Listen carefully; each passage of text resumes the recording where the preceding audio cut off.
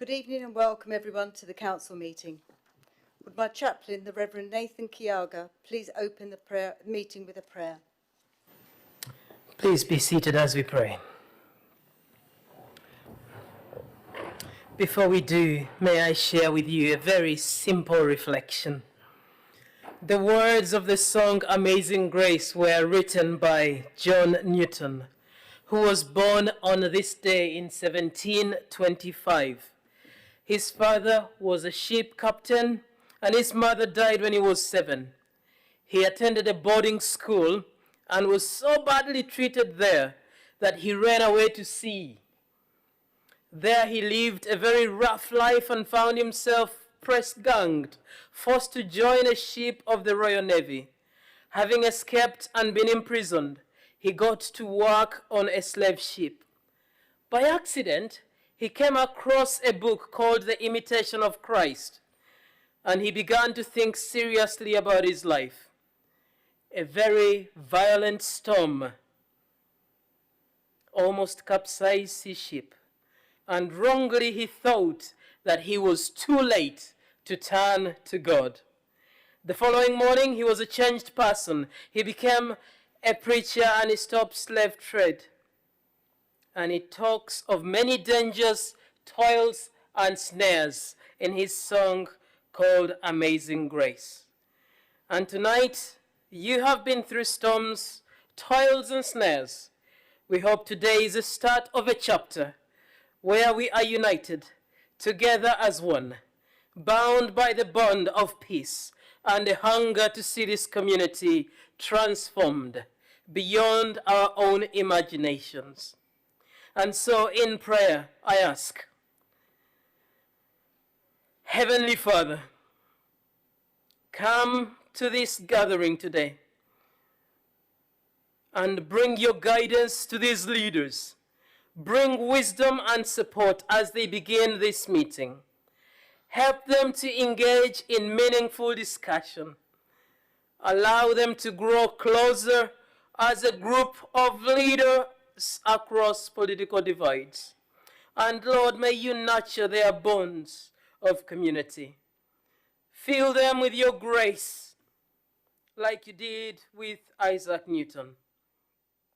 Lord God, as we make time to be here among these decision makers, may they know your peace. May you remind them that this is a place that is close to your heart, where behind every number there is a child, there is a family. Behind every complaint there is a longing. And in front of their desk is a decision that they can make to make this the best place for all, where young and old can thrive. For the glory of your name and the flourishing of humanity, we ask these things in your name, Lord. Amen.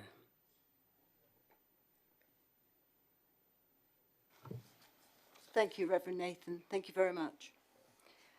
I now request attendees to observe a minute's silence as a mark of respect in memory of former councillor and Mayor of Torbay, Jenny Faulkner, Torbay Council's Fire Safety Officer, Steve Checkley, and Swissco worker, Sam Evans, who have all sadly passed away.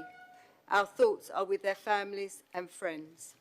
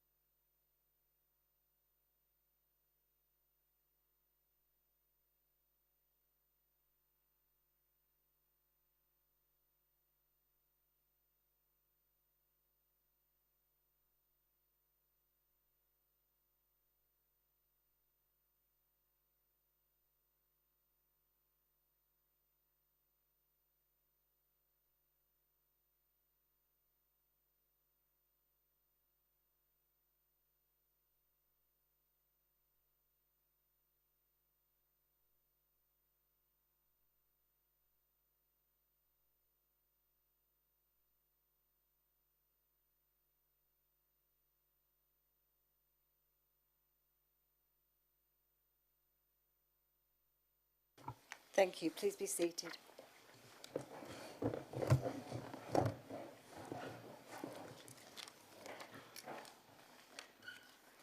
The purpose of this meeting is to deal with a number of major issues for the well-being of Torbay and best interests of the community. My role as Civic Mayor is to ensure that today's agenda is dealt with efficiently and to allow fairness throughout the discussions. As you are aware, the meeting is governed by strict procedures or standing orders. If members wish to make a point of order or personal explanation, I will consider on a case-by-case basis when I take these.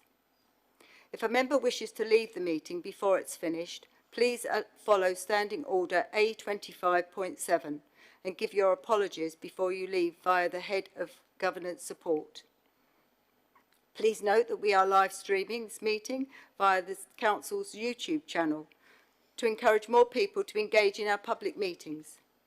The proceedings of the Council meeting will also be recorded. Please can attendees refrain from watching the live stream as this will cause interference for our viewers. We are not expecting any fire alarm testing today, but in the event of an evacuation, you will hear a recorded message requesting you to evacuate the building. Please leave by the nearest exit. The Riviera Centre staff will assist you. Once outside, please assemble in front of the tennis courts to the seaward side of the building. And please also ensure that all mobile phones and iPads are turned to silent. I will call a break if the meeting goes beyond 7 p.m. Apologies. Are there any apologies for absence? Madam Mayor, we have apologies from Councillor Harvey, Councillor Hutchins, Councillor Atiala and Councillor Nicolau, and Councillor Law will be arriving slightly late this evening, Madam Mayor. Thank you. Group leaders, do you have any further apologies?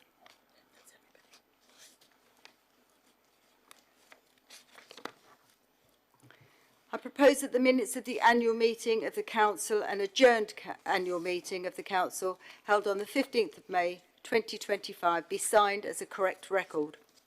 Do I have a seconder? Formally seconded, Mayor. Formally seconded. Thank Madam you. Mayor. I will now take the vote. All those in favour?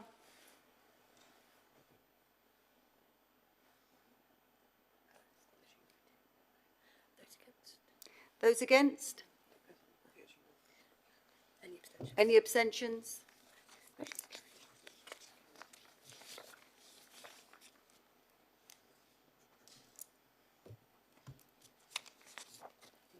Thank you. Have members any interest in any of the matters on today's agenda?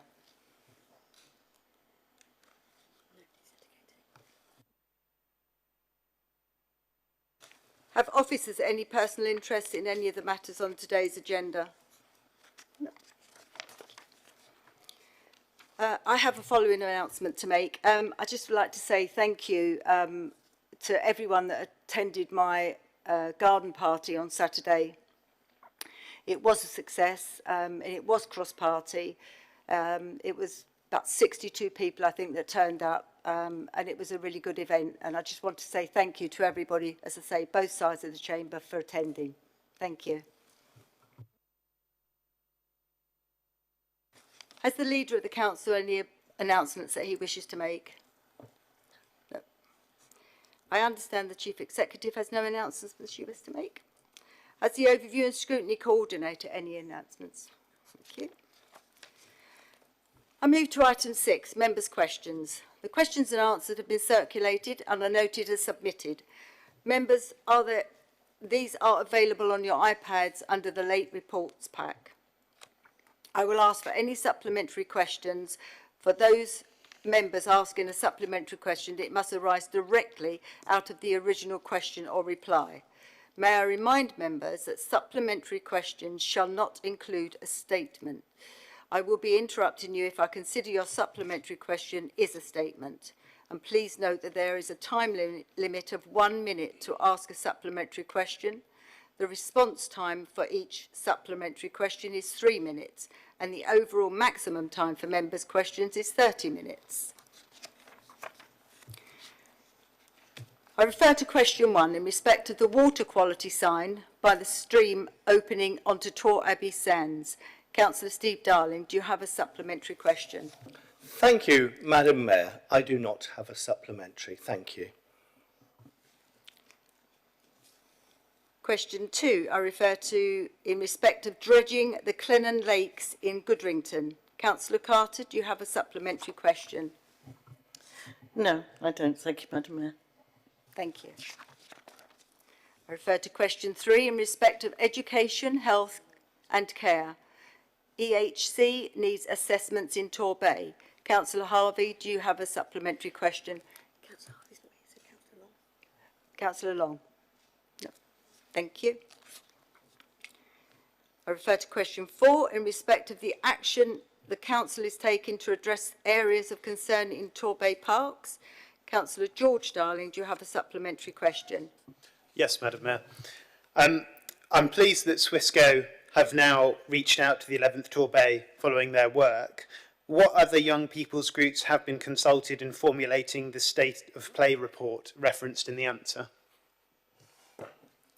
Councillor Billings, please provide response. Thank you, Madam Mayor. Thank you, Councillor. As you'll appreciate, that's a very long list, so I'll provide that in writing to you in due course. Thank you, Madam Mayor. I refer to question 5 in respect of meeting the needs of children and young people with SEND in Torbay. Councillor Atia Allah, do you have a supplementary question? Who's? Councillor Long. Councillor Long? No, thank you.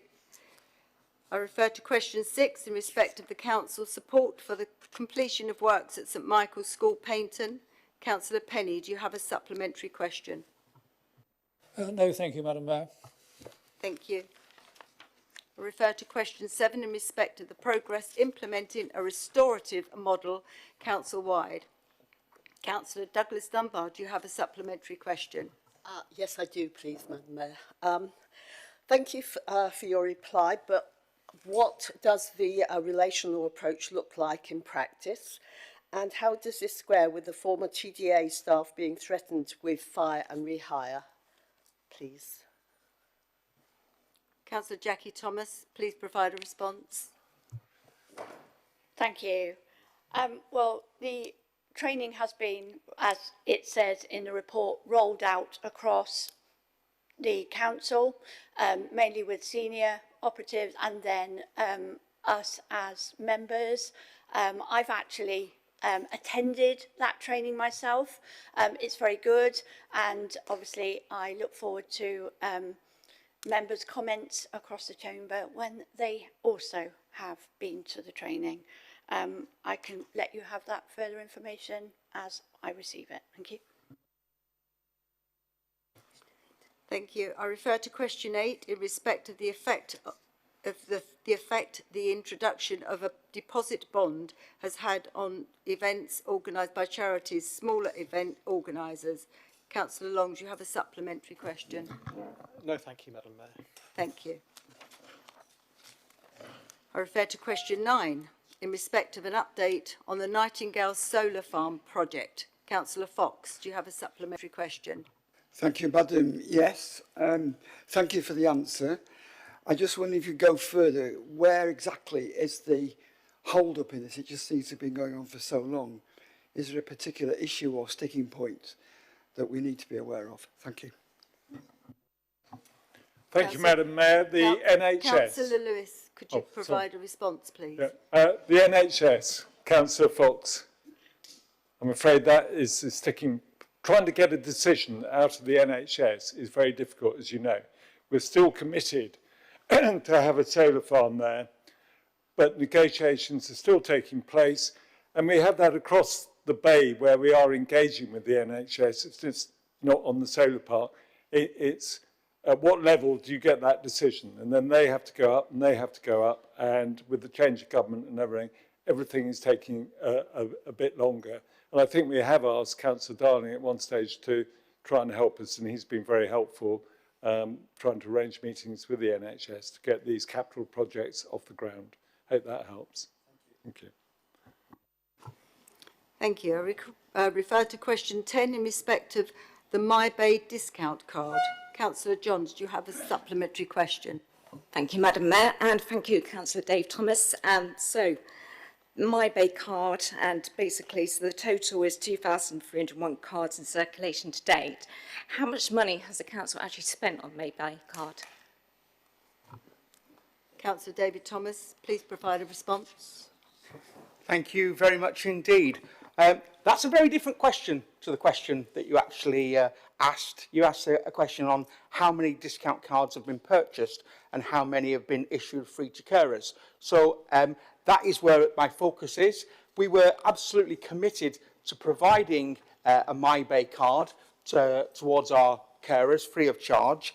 I'm delighted to carry my own personal MyBay card, and if I was to ask members across the chamber, it would be really interesting to see how many members actually signed up to believe in what we're doing. And I know on this side of the chamber it would be almost a unanimous support.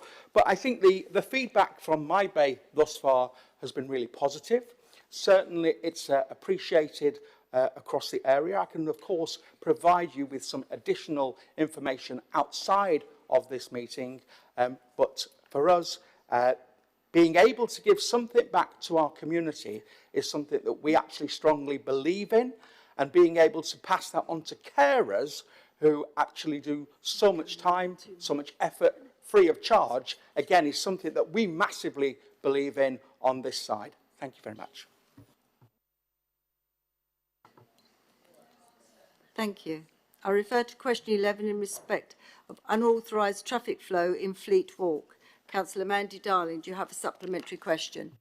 Yes, Madam Mayor, I do. Thank you very much. And thank you, Councillor Billings, for your response. But each day I have calls and emails into my inbox regarding traffic going down Fleet Walk.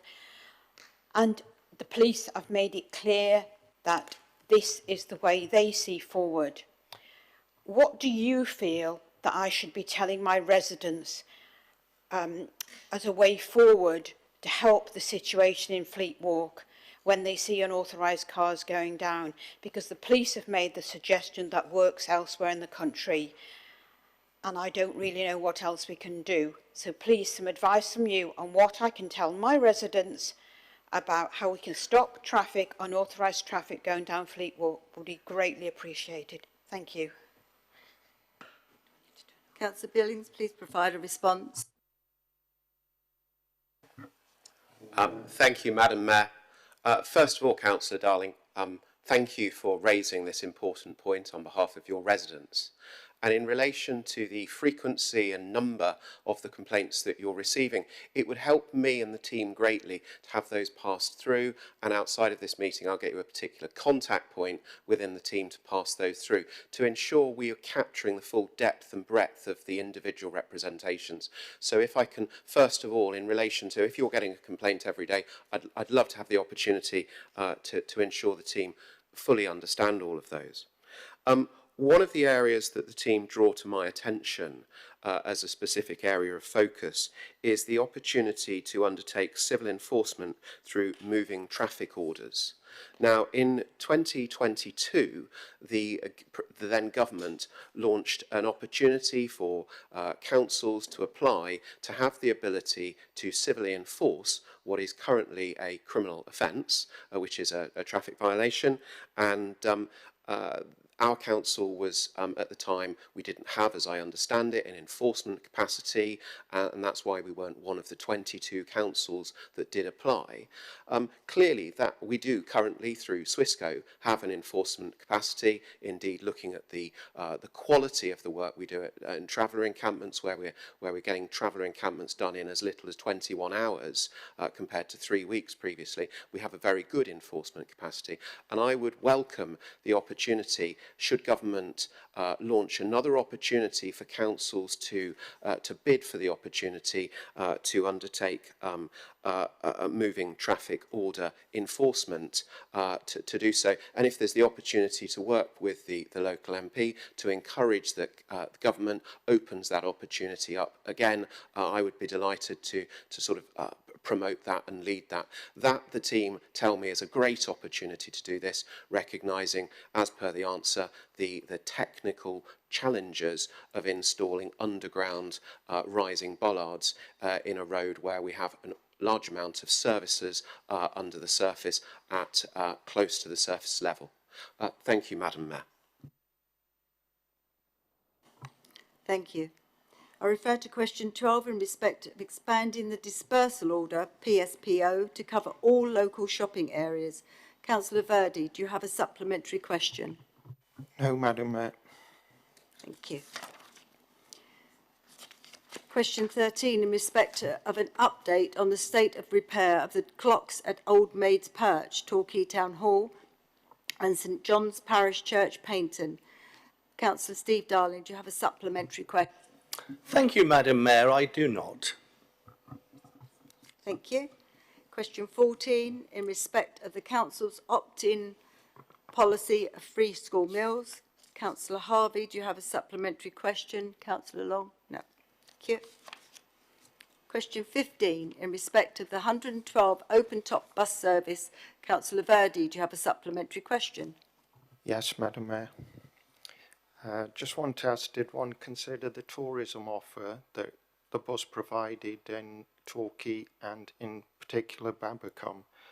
I know myself, I used to look forward to sitting at the front of that bus and getting fine views of Torbay, and that won't happen this year. Thank you.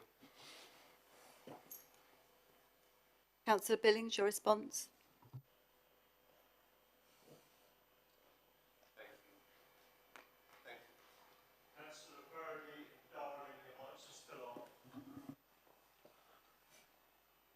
Thank you, Madam Mayor.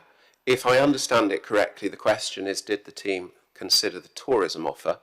And the answer would be very much yes, but equally recognising that this is provided in a context where what is important is a reliable year-round transport offer for all people, both residents and tourists. Thank you, Madam Mayor. Thank you. Question 16, in respect of reversing the decision to close the hearing impairment unit in St Margaret's Academy. Councillor George Darling, do you have a supplementary question? No supplementary. Thank you. Question 17, in respect of the Churston Park and Ride facility. Councillor Penny, do you have a supplementary question? Thank you, Madam Mayor. Yes, I do. Just one very straightforward one, and thank you, Councillor Billings, for your extensive response. In the last paragraph, the Council is considering options with regard to the use of the site and other transport issues that may need to be addressed.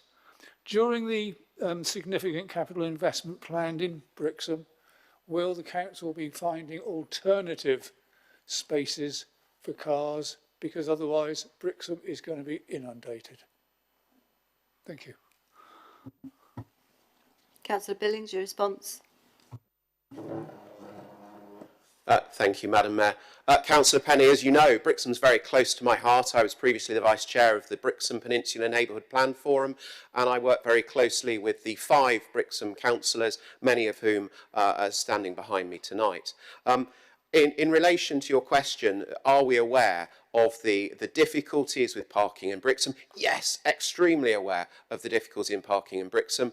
I would love to provide better car parking provision, and that is one of the things at the forefront of my mind when we're doing these very important capital projects work for Brixham, and that means not only ensuring that there is sufficient car parking in whatever form whilst capital works are done, but moreover, going forwards, trying to make a lasting impact in the provision of car parking in Brixham, because obviously that's one of Brixham's current key challenges.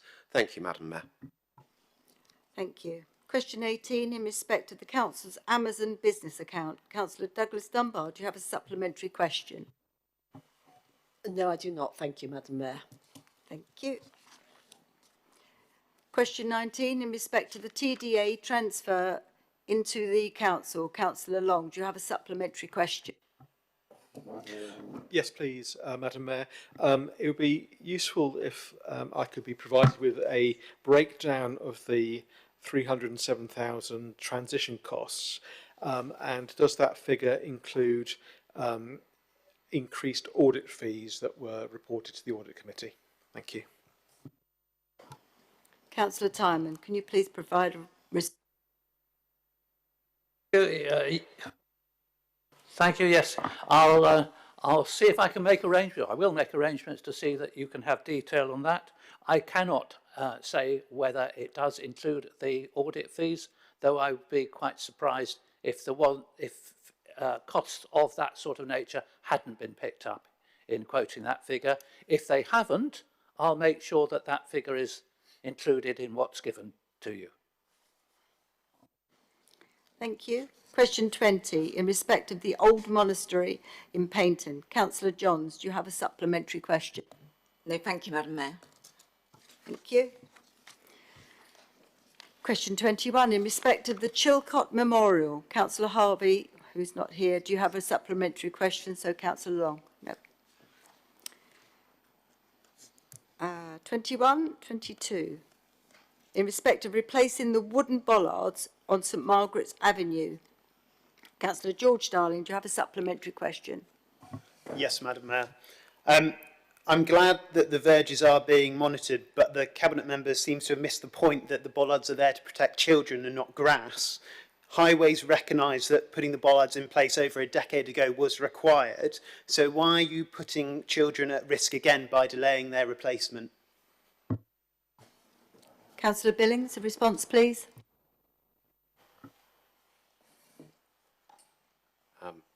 Councillor Darling, the Cabinet member hasn't missed the point. The Cabinet member fully understands why the bollards are there, and in the relation to the need to protect children, that is why this administration is demonstrating its commitment to vulnerable road users, such as children, by doing 20-mile-an-hour zones outside schools, and we've got a step change improvement in our delivery.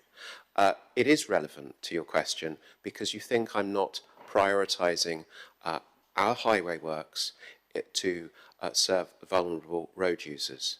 So, as demonstrated by our 20-mile-an-hour zones around schools, where we've got a step change in delivery, where rather than a couple of 20-mile-an-hour zones over the term of a council, we're trying to deliver 6 every calendar year.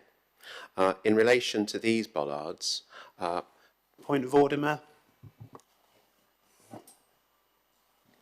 I'll accept that after we've heard from Councillor Billings. Thank you. Billings, can you carry on, please? In relation to these bollards, as I've set out, highways officers are monitoring the situation, and as they identify, for safety reasons, that they need to be replaced, that work will be undertaken. You're very aware, no doubt, from work elsewhere in the ward, that Swissco are very keen to accommodate requests and be proactive and responsive. And if you find different, then please raise that to my attention, and I'm sure I can ask the team to reconsider their approach. Thank you, Madam Mayor. Thank you, Councillor Billings. Councillor Darling, please can you outline which standing order or point of law the way you consider has been breached? It's a point of factual incorrectness. In what respect? In respect of the statement that 6 20-mile-an-hour zones were being delivered every year, in particular, that is not true. They have only just been delivered over 2 years behind schedule. Okay.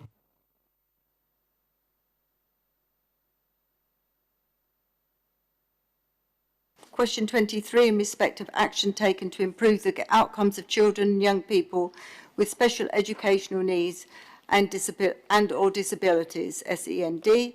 Councillor Steve Darling, do you have a supplementary question? Yes, I do. Thank you, Madam Mayor, and I'm surprised that the member hasn't chosen to set the record straight, as it's been found wanting and misleading, Council. But my question point of order, the member for education for Torbay is... Councillor Darling, can I just hold on for a minute? I'll accept that after Councillor Darling's finished. Thank you. Carry on, Councillor Darling.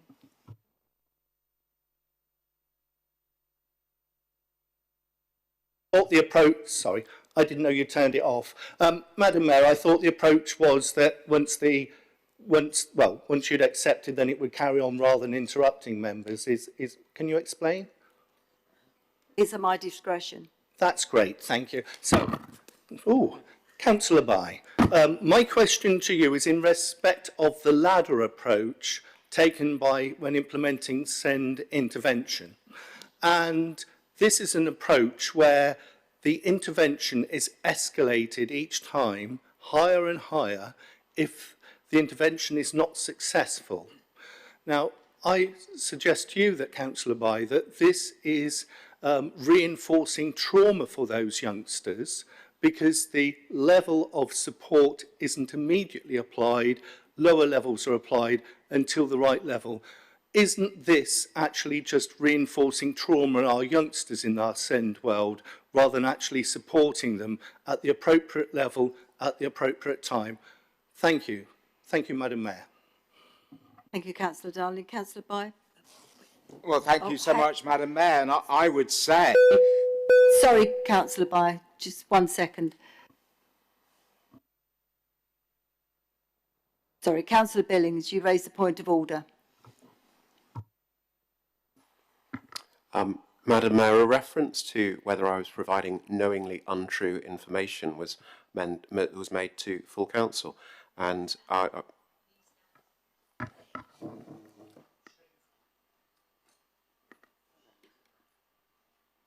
What is the point of order or law of which you consider it's been breached? well, I would ask the monitoring officer to assist me, because you can't in a public meeting impugn the character of someone. An allegation that I was knowingly misleading this council was made. I wish to address that. Apparently it's not a point of order, Councillor Billings. So therefore a point that someone's knowingly misleading can be made in debate. Is that correct? Even though it might be untrue, an untrue allegation. How would I refute that, please?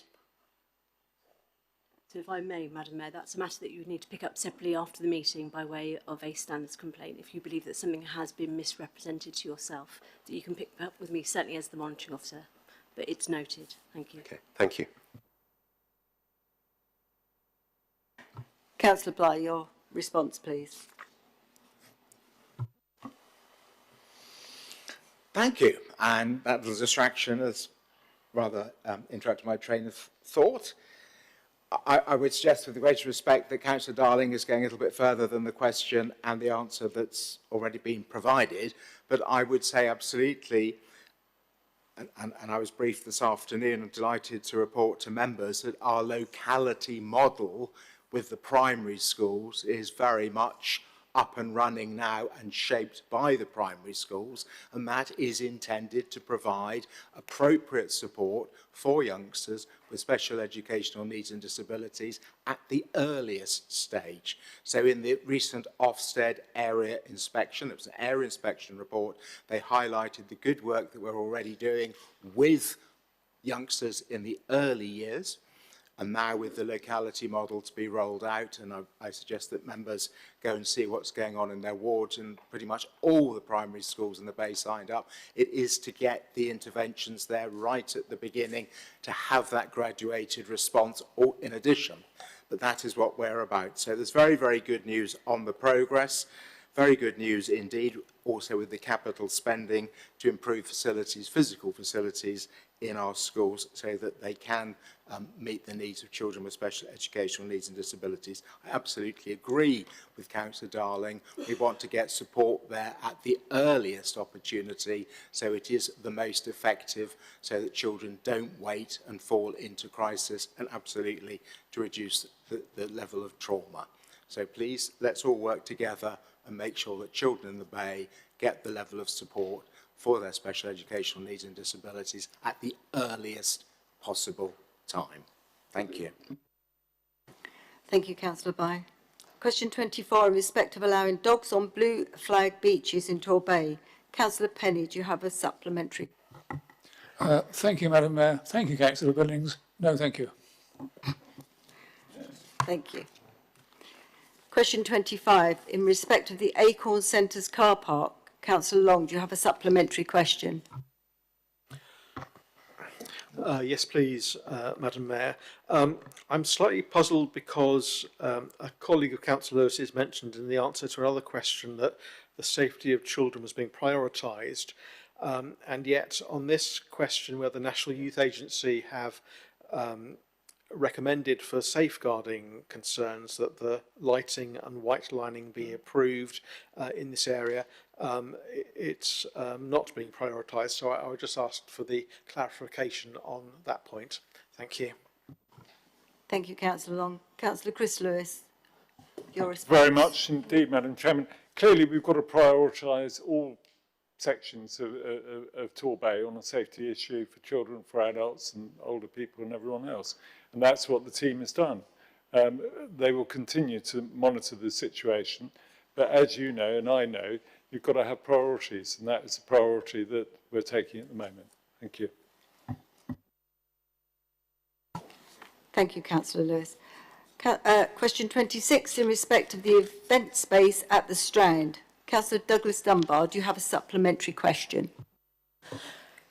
No, I do not. Thank you, Madam Mayor. Thank you. I move to item 7, acquisition of 4 properties to deliver local authority housing fund, round 3. Please refer to page 19. Would Councillor Timon please put the Cabinet's motion to the Council? Thank you very much, Madam Mayor. I think we're all aware of members that it's not helpful to the development of young people to be in a position of being homeless and in temporary accommodation. And I think we all feel, and have done over the years, whichever administration has been involved, that we want to provide the best temporary accommodation we can and minimise the length of time that families stay in it. At the moment in Torbay, in the region of, and it fluctuates week to week, in the region of 70 families are in temporary accommodation, and I'm talking here families, not households. There are a lot of single households on top of that, pushing the total number up by around about another 100. But I'm here looking today particularly at families. We're around about 70, and about half of those are housed today and every week, every month, in properties that we bought a couple of years ago, an initiative that came from the previous administration that we followed through. An excellent scheme that was, and has improved the lot of many of those families. The other half of the number we have at the moment are in properties that we are spot purchasing. They are, I'm very pleased to say, not as many councils have found, and we do not have the need, as many councils have found, to put children into bed and breakfast for anything other than very short periods of time, if they turn up on our doorstep without much notice. And I'm talking about days, not even weeks. And we are putting into spot purchased, but that is very expensive. A year or so ago, the Local Authority Housing Fund asked us whether we wished to bid for funds, which we did. We bid at that stage for funds that would have provided the funding to help us purchase 12 properties. Unfortunately, the fund was well oversubscribed, and we were only granted funding for 4 properties. What I'm bringing to you today is requesting your agreement to proceed with the purchase of those 4 properties. 3 of those have been identified and provisional offers have been made already, so we know exactly what they will cost us. The 4th has yet to be identified, and because of that, the total amount that we're asking for, both in terms of the capital programme uplift, which is just over 1.3 million, and the prudential borrowing level of 750,000, or the prudential borrowing or other funding of 750,000, are both maximums. We actually believe now that we can come in reasonably well beneath those figures.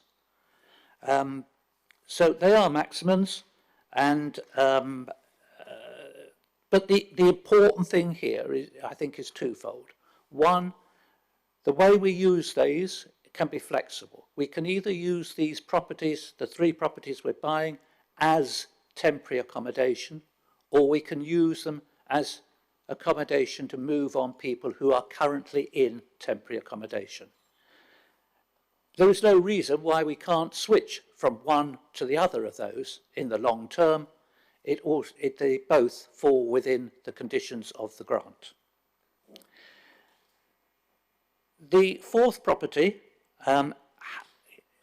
is not to be used as temporary accommodation and is to house a family under the refugee accommodation scheme. And the properties, the 4 properties, come as a package. You can't have one bit of that without the other.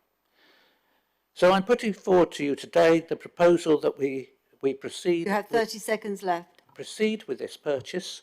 The full layout of the proposal is in the papers in front of you. I won't go through it. And I appreciate that 3 properties is a very small impact upon the number of in temporary accommodation, but we have to keep chipping away at every opportunity we have to improve the lives of our children through this sort of initiative. You turn your microphone off, please, Councillor Timon. Thank you very much. Is there a seconder? Yes, Madam Mayor, I rise to second and reserve my right. I now invite debate. Councillor Long. Thank you very much, Madam Mayor, and I'd like to thank Councillor Timon for his very detailed proposing of this item. And I understand that Councillor Timon is a great proponent of increasing the amount of time that proposers have in debate. The Liberal Democrat group, and indeed I think the Independent group, are supportive of this proposal, and I suspect will be supportive of any scheme that brings in much needed social housing to the Bay.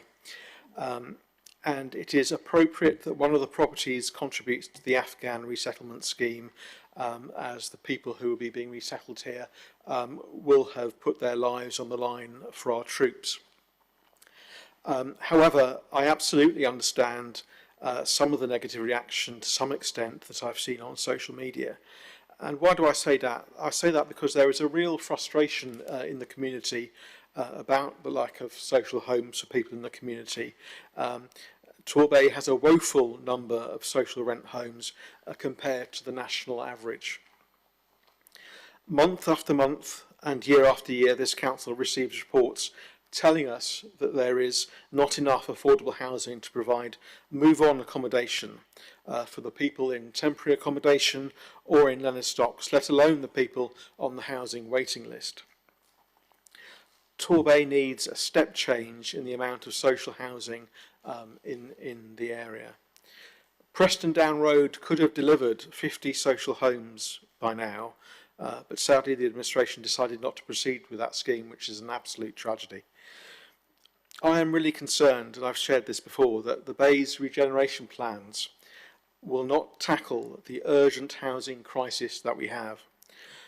Delivering policy compliance, planning policy compliant developments will not solve the crisis that we have in housing. Delivering extra care schemes which will solve one problem and which are great will not, however, solve the urgent need Torbay has for social rent housing for general needs. While this scheme is absolutely great and we'll be voting for it, sadly it won't even scratch the surface of the need in Torbay. Thank you, Madam Mayor. Thank you. Councillor Law. Thank you, Madam Mayor. I'd just like to say we all wholly support this. In terms of the home for Afghan families, I've had a couple of people from my community contact me to say that if possible, rather than new builds, could that property be used to kickstart some kind of regeneration in some of our areas, but putting them into areas where there are already families and maybe they're trying to improve the housing stock, for example, Warren Road, Melville area. So that's just something I would like to pass on. We do owe these people a great debt, and there will be further rounds of LAF funding. There's LAF coming up, I think, in the coming year with, I think, £900 million committed to that.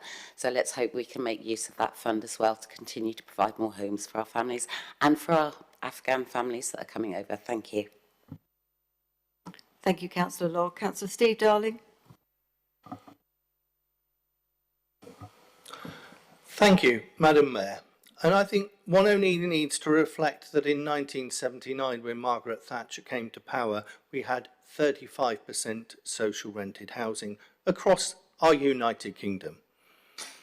Today, we have 17% social rented housing across our United Kingdom.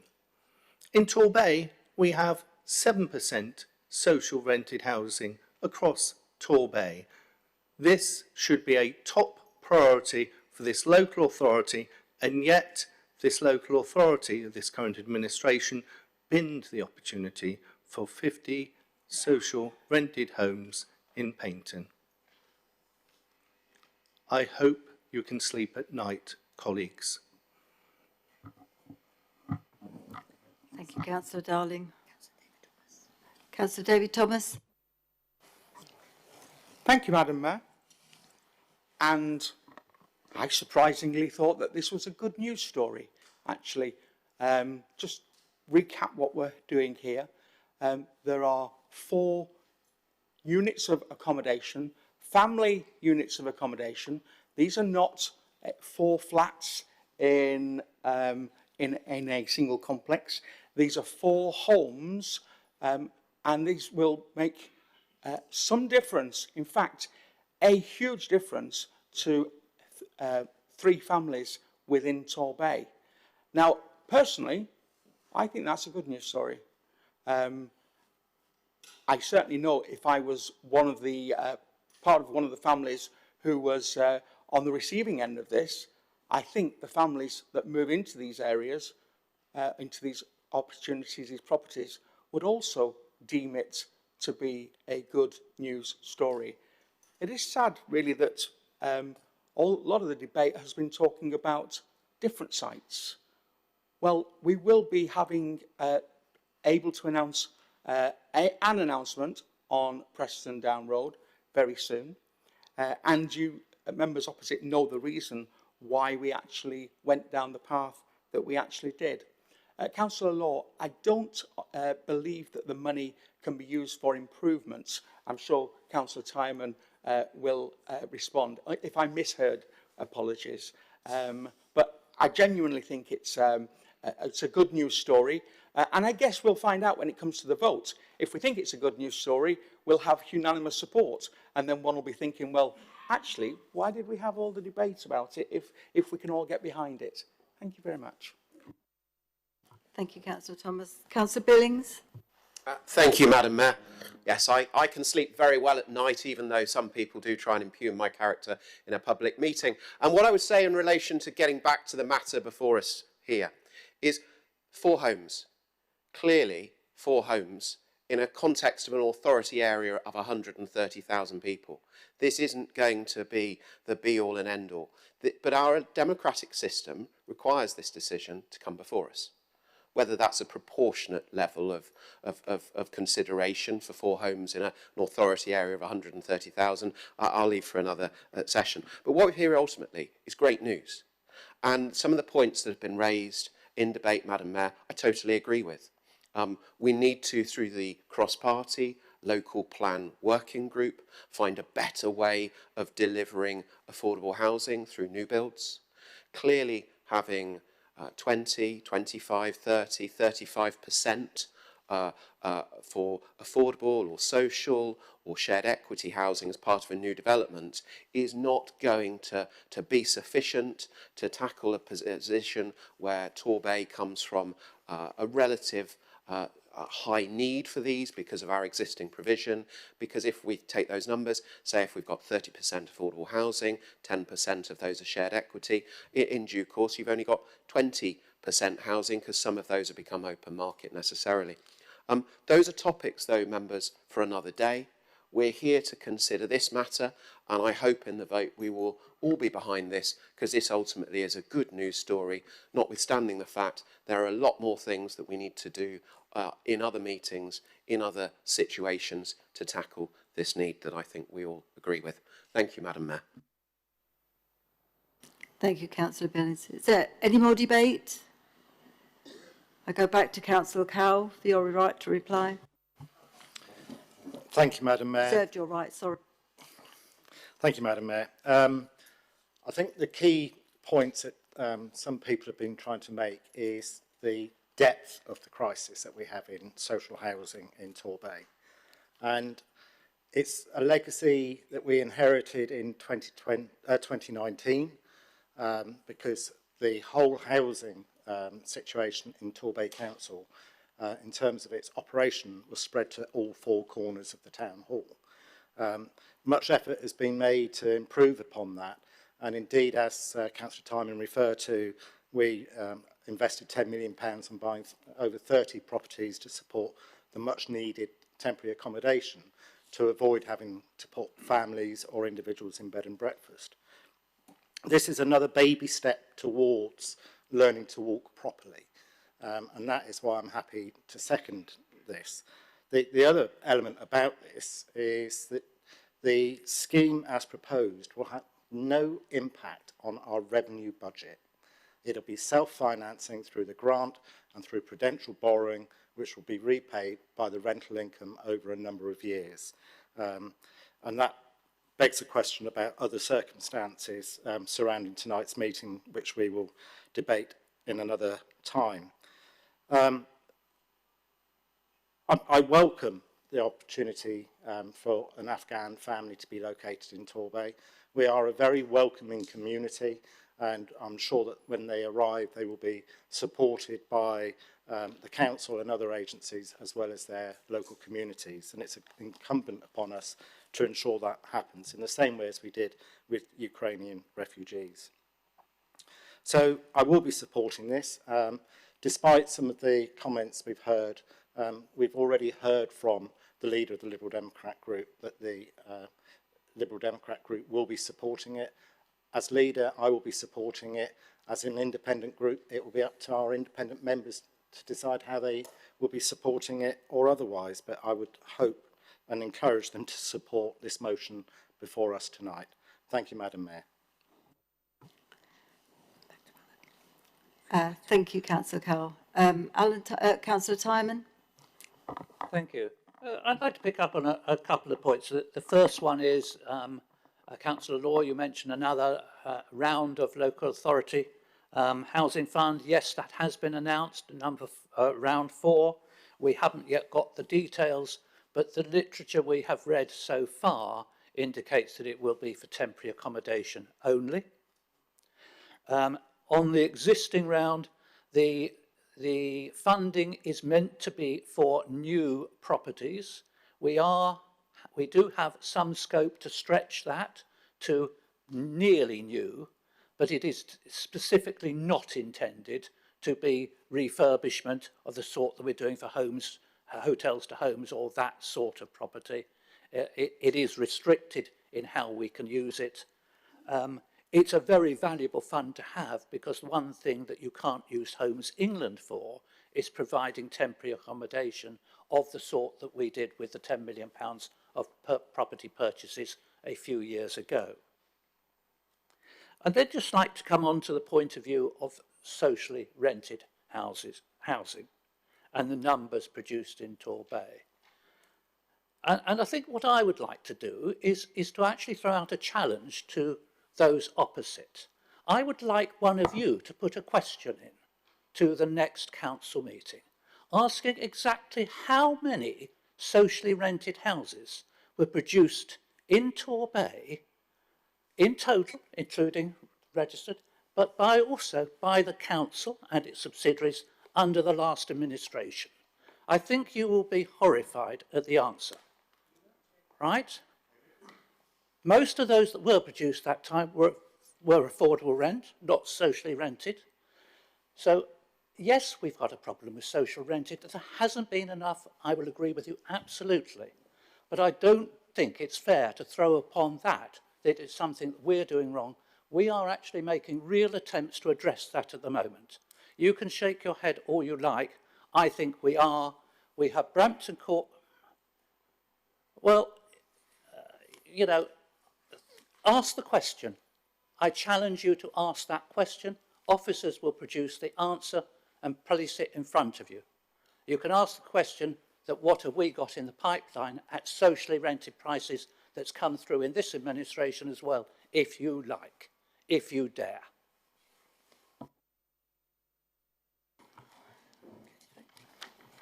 What about Councillor Fox?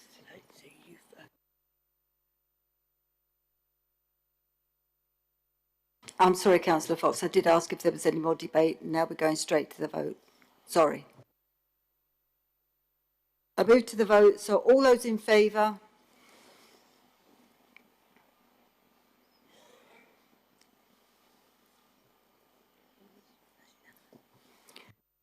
That's unanimous. Thank you very much.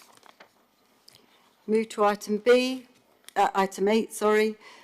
Budget monitoring, revenue and capital outturn 24 to 25. Please refer to page 47 and opposition amendment circulated on the 23rd of July 2025. Can Councillor Timon please put the Cabinet's motion to the Council?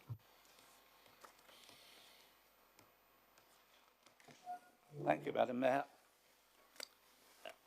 I think the first thing to say is that I think people's minds have been focused a little bit on the subject of the motion being put forward into what to do with last year's underspend, both from the point of view of a motion and an amendment.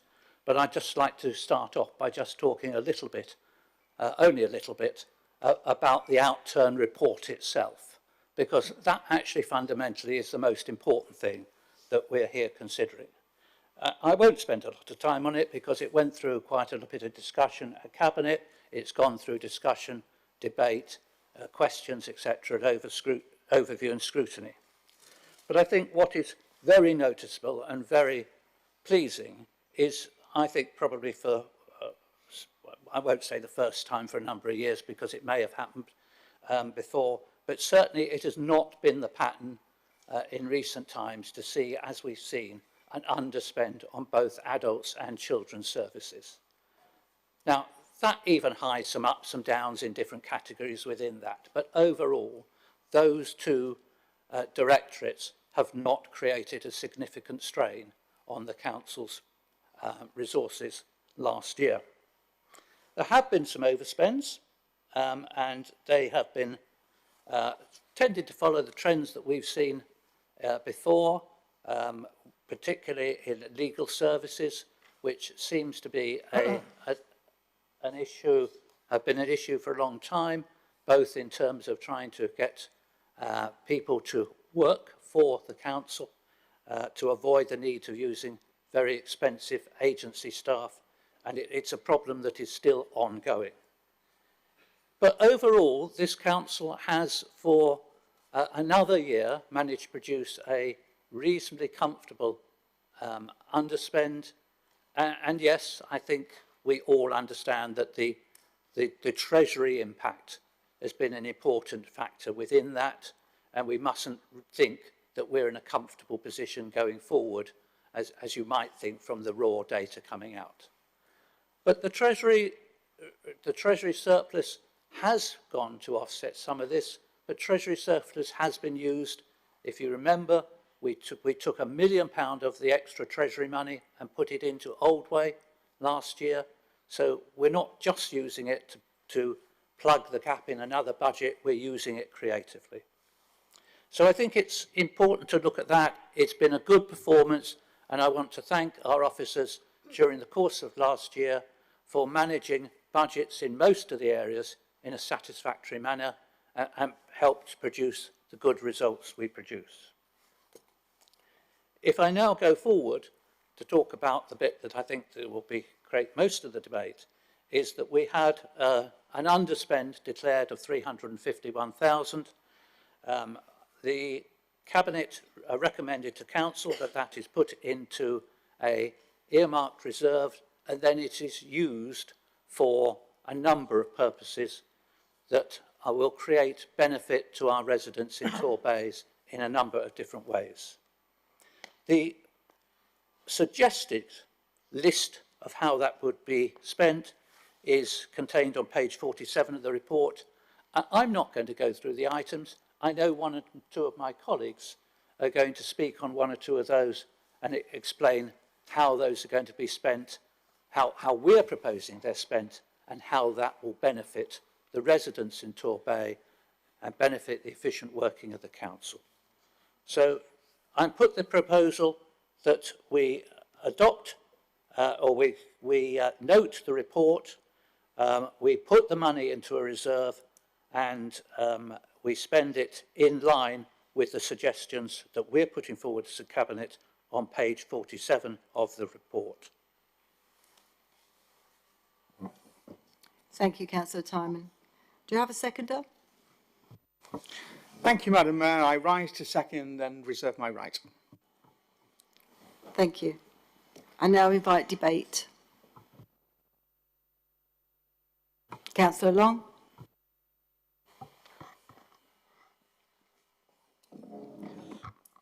Thank you very much, Madam Mayor. If we could turn to the amendment now, if we may, which is tabled in, I believe, my name and Councillor Cowell's name. The discussion of the underspend was a very good process, and it went to overview and scrutiny. But I certainly felt that there are members who aren't always able to get to Cabinet or overview and scrutiny meetings, and it's only fair that those representations are taken into account as well. And so the amendment before you provides some tweaks to what is being proposed. There's a representation from Councillor George Darling for some of that to go on the Sanix development in Babbacombe, where there's been a sort of neglect of that area for a long time. We had representations from the independent member for Brixham for some public realm work, and then there's been other suggestions, some of which have come through overview and scrutiny, others from other places as well, such as refreshing of the play park strategy and park plans for any future funding that might come forward. There's also been the suggestion that came through from the community partnerships for some help with some admin support to help them progress matters. So it's all been a very open process with these suggestions coming forward, and it's only fair that those suggestions get an airing and get proposed as well. There's also some concern about the naming of some of the areas which were going to be put forward for money. There's reference to CCTV when in fact it was Swissco work that was being suggested. There wasn't actually any work being done on the CCTV provision themselves. So that would be helpful. So I'm happy to propose. And before I sit down, I would like to request a recorded vote on the amendment, please, Madam Mayor.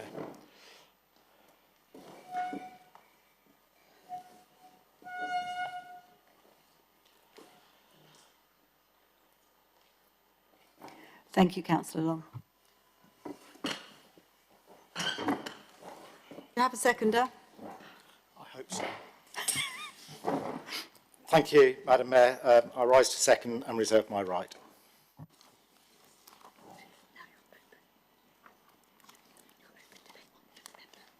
So now open the debate on the amendment. Councillor Chris Lewis. Thank you very much indeed, Madam Mayor. I mean, when you look at it and the item 2 on our proposal, better resident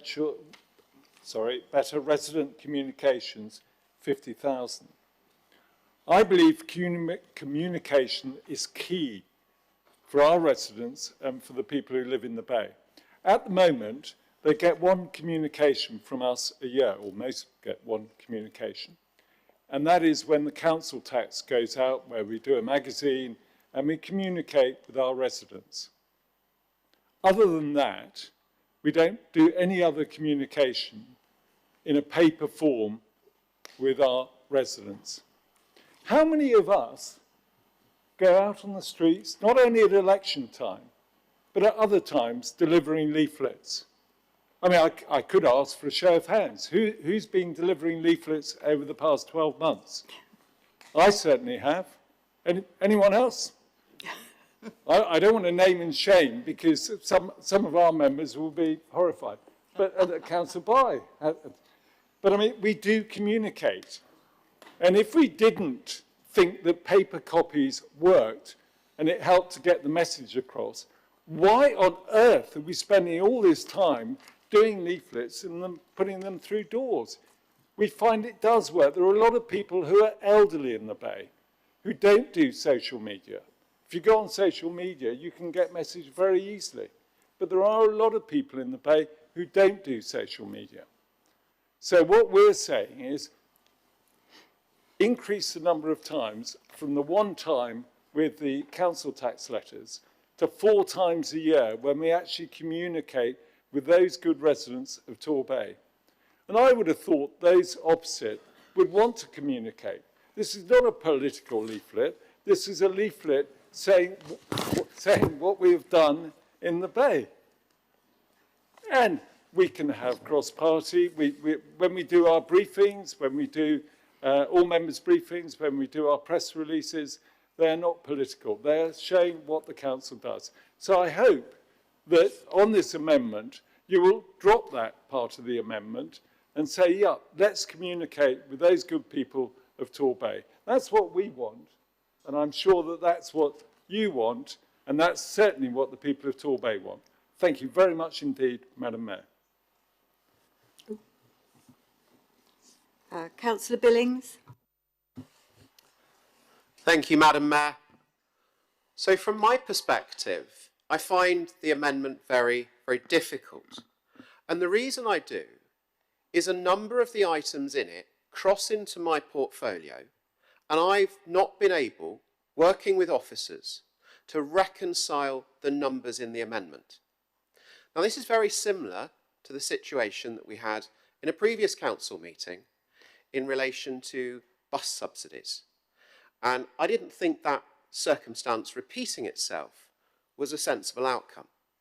And that's why, Madam Mayor, I took the opportunity to email, as soon as I received the first amendment, what we're talking about here, the one that has Glen Sannox in it, is now the second amendment, when I received a first draft of a first amendment, which was helpfully provided on a collaborative basis. On a collaborative basis back, I emailed colleagues and I said, and I quote, "As some of this crosses into my portfolio and the numbers in your proposed amendment differ from my understanding of the costings, can you assist with which officers have advised? I ask because I am keen to avoid a repeat of the bus subsidy amendment where we appear to have received slightly different information. Thanks."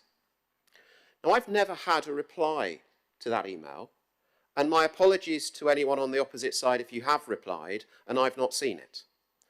But having not been able to go through the proposed numbers with my officers, I simply can't support what's in front of me. And let me pick out, Madam Mayor, but one example. So the Glen Sannox project. Councillor Darling, very sensible need to do something about that area. Totally agree with it. My query would be, and my question to the team earlier, was why can't we do this through a SIL funding award, collaboratively working with the councillor, so that we don't deprive all of the Bay for benefiting from the allocation of funds in the proposal from this side of the chamber. They thought that they would be able to, as professional officers, support such a proposal. That was the Swissco team. But equally, they weren't able to support me with understanding where some of these numbers were coming from. And that's the sort of discussion that I really hope on a cross-party basis going forward we can have. That's what I tried to elicit through that email. And that's why, having not been able to resolve that, I can't support this amendment. Thank you, Madam Mayor. Councillor Foster. Thank you, Madam Mayor. I rise because I'm not happy with this amendment. So as all the councillors here, I believe that I live the nearest to Castle Circus. So for me, the reduction of 40,000 to £10,000 for the CCT is a no-go. As I said, I live the nearest, so on a personal basis, I am down there in the town centre quite regularly. Only this week, Monday, the town centre, to the town hall for a meeting. Tuesday, I was at the dentist. Wednesday, I was at a meeting in Temperance Street. Thursday, I'm here again I was at the town hall. So on a personal basis, I'm a regular down there, and I always feel safe when I'm walking down in Castle Circus and into the town. But we're here tonight because I'm a councillor, and there's a role as a councillor is to represent our residents, to listen to them, what they have to say. And I know I get lots of residents say to me they don't come into the town centre, they don't always feel safe. I'm really, really surprised if I am the only councillor that receives emails and in talking to residents, listening to them, that they say that. So it is for that reason I'm not going to be supporting the amendment.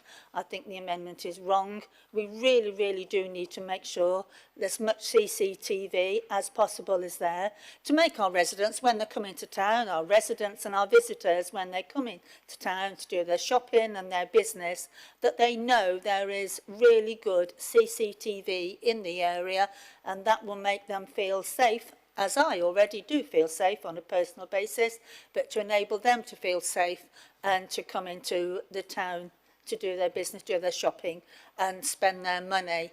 And I will just add about the SIL money suggestion for the Glen Sannock steps. That was what happened before, about 4 years ago.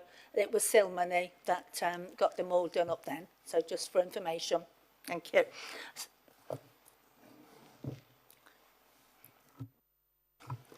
Thank you. Councillor Madison. Thank you, Madam Mayor.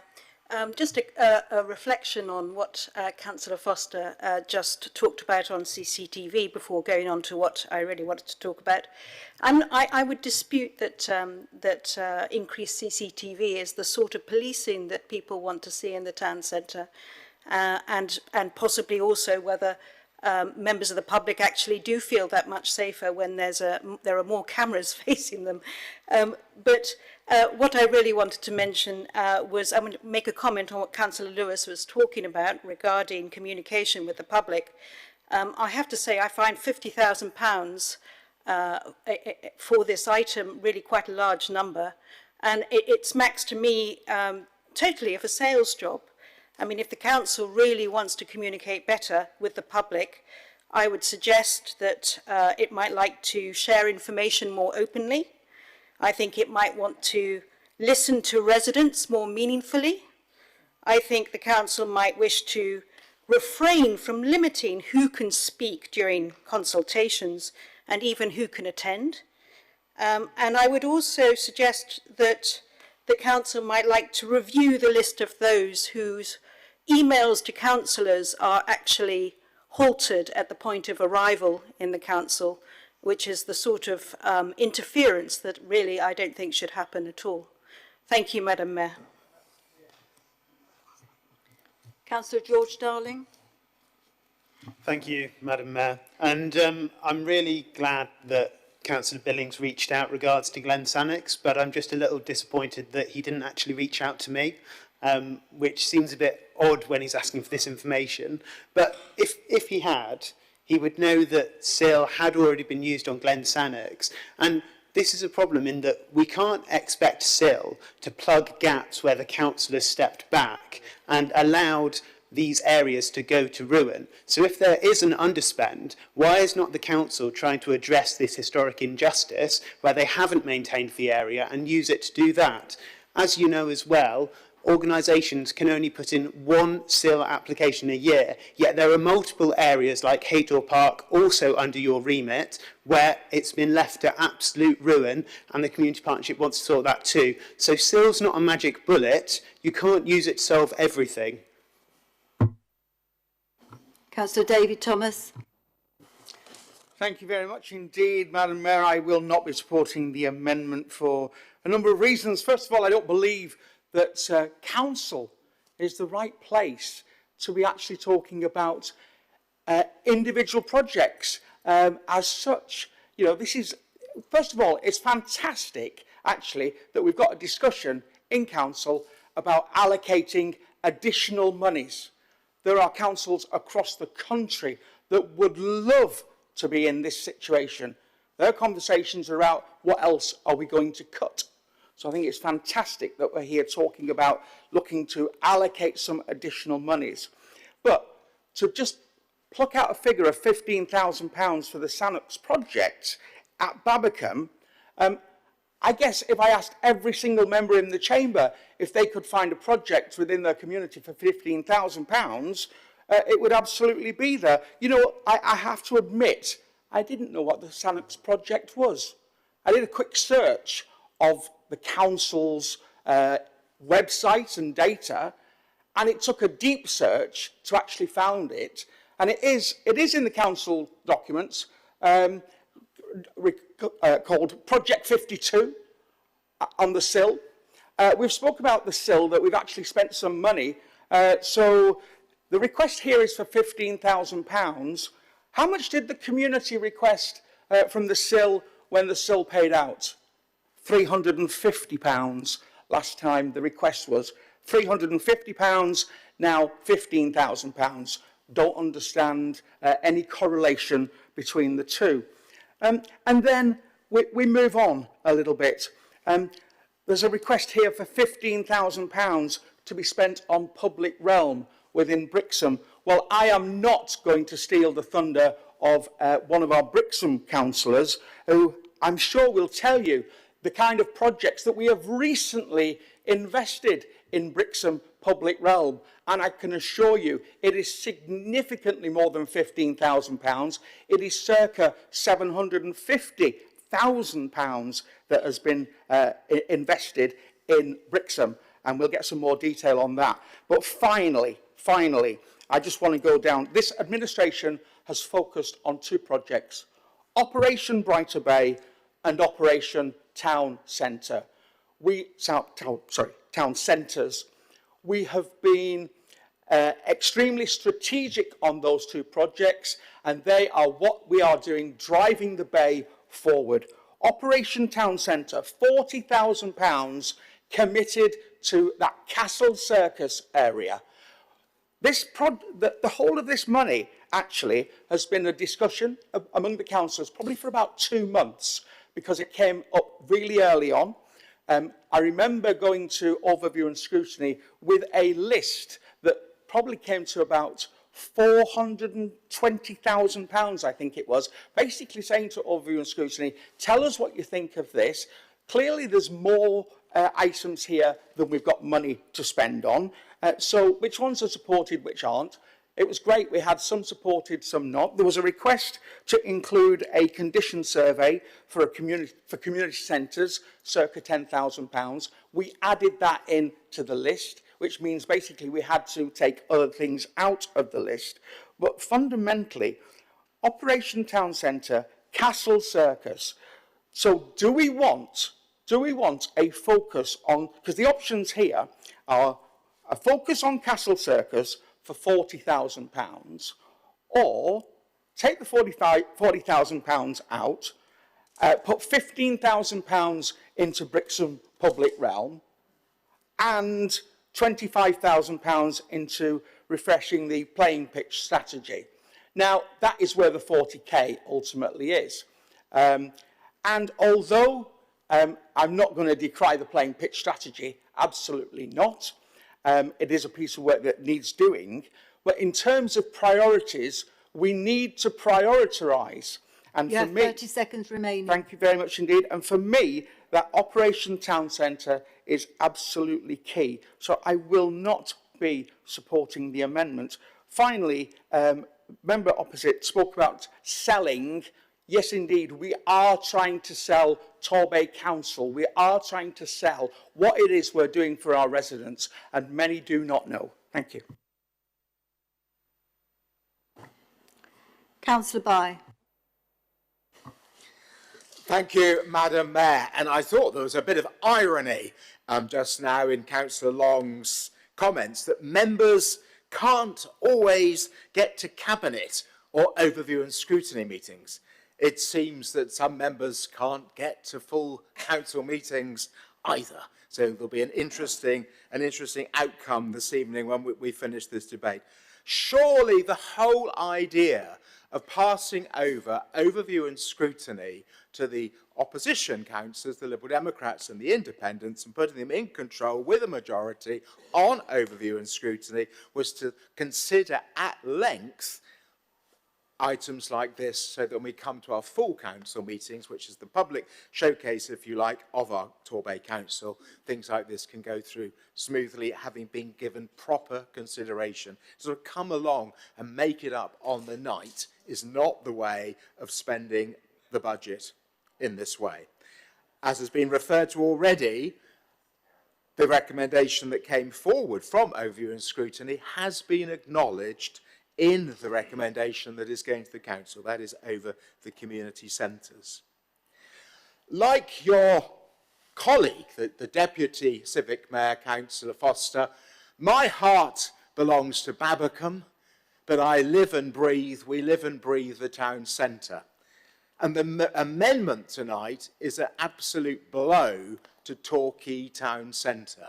That £40,000 that the administration wants to put into the town centre, Operation Town Centre, to improve the feeling of safety for residents and to encourage businesses, I do not honestly understand why the opposition in their amendment wants to strike that out. Wherever you go, whoever you speak to, children and young people as well as our residents, they want to see improvement in the town centres. They want to feel safe in our town centre, particularly Torquay and around Castle Circus. I was absolutely thrilled to see work yesterday on the cleaning up the pavements in front of the town hall. That's fantastic work that is underway. There are new businesses coming into the town. We had a wonderful meal at the new Turkish restaurant at Zuki's. Zuki's, I want to recommend Zuki's to everybody. Other Turkish restaurants are available, but we want to support our new businesses, the Zuki's, the leisure company, the leisure business on the opposite side. Other businesses are coming into the town and around Castle Circus. We want to make that somewhere that people enjoy visiting, spend money and encourage investment. So let's strike out this amendment, this make it up on the night style of local government, and consider the carefully thought through administration's amendment. And if people can't come to overview and scrutiny, and they can't come to Cabinet, and they can't come to council meetings, well, so be it. Thank you, Councillor Bye. Councillor Stephen. Thank you, Madam Mayor. Just picking up on the CCTV element of this, it was actually due to a very diligent CCTV operator who spotted the travellers heading to Brixham at Astley Park. They actually did, well, they were removed within 21 hours of first arriving there. And as a resident who lives next door, pretty much to that park, they were causing havoc. So I just wanted to highlight how important our CCTV is and how much working it needs to be. Thank you. Thank you. Councillor Brooke. Yes, thank you, Madam Mayor. Few points I just wanted to make. Most councils would give their eye teeth that we're even having this debate. A council that has delivered increased services to residents at council tax levels below the maximum, leaving hundreds of thousands of pounds in the pockets of our residents, and all we find delivered below budget, leaving 351,000 to enhance services further. We promised that we would take a strong... Councillor Brooke, I'm sorry, just to stop you. We're going off-piste a little bit here. Can we kind of get back to the amendment? Yes, certainly. Which is in question, Certainly, please. Madam Mayor. Today was my grandson's twin's birthday. The amendment, Councillor Brooke. I am getting the onto amendment. it. And I thought about cake And the amendment is talking about how to distribute this £351,000. Who gets the slice of the cake and how much? I want to focus on the changes in the amendment which decimate the money that would be put forward to safeguarding further the area around Castle Circus. Residents and businesses and ourselves would know that back in 2022, antisocial behaviour in Torquay Town Centre had got to such a level that it was actually hitting national news and negative media, bad for business, bad for jobs, and certainly bad for residents. We introduced Operation Town Centres, which was aimed to drive out antisocial behaviour in our town centres. Lots has been done, great achievements have been made if you walk up and down Torquay, from the bottom in the Strand and the harbour up to the top. However, around Castle Circus, the optimum level of reduction in antisocial behaviour has not been yet reached. 40,000 of the £351,000 under this administration would be earmarked to enhance the strategy to deal further with the antisocial behaviour around Castle Circus, making it safer for our residents, making it better for our businesses, making it better for our jobs, and certainly improving the reputation for the English Riviera and Torbay and stopping the negative media. I cannot believe that there come an amendment to remove that from this list when it was the second highest issue that our residents voted on in the consultation for our community and corporate plan. The second highest was the dealing of antisocial behaviour in our town centres. Now, I'm sorry, 40,000 going there and going into, say, £20,000 to help community partnerships, or £20,000 in advertising in our community magazines. Somewhere along the lines, we've lost the priorities and the basics for Torbay. I cannot support an amendment where you're saying no to safety and yes to a bit of help for community partnerships. I mean, the priorities are completely wrong here. So for that basis, my priority right at the top is safety for our residents in Torbay, and I therefore cannot support this amendment, and I would urge other councillors to do likewise. I mean, can you imagine what the Torbay residents think of this, or the business community in the High Street? You know, to just say no to extra safety. And would they really vote for the money just going to maybe worthwhile helping community partnerships? But the priority is just, in my mind, it's cuckoo land. But there you go. Thank you very much, Madam Mayor. Councillor Steve Darling.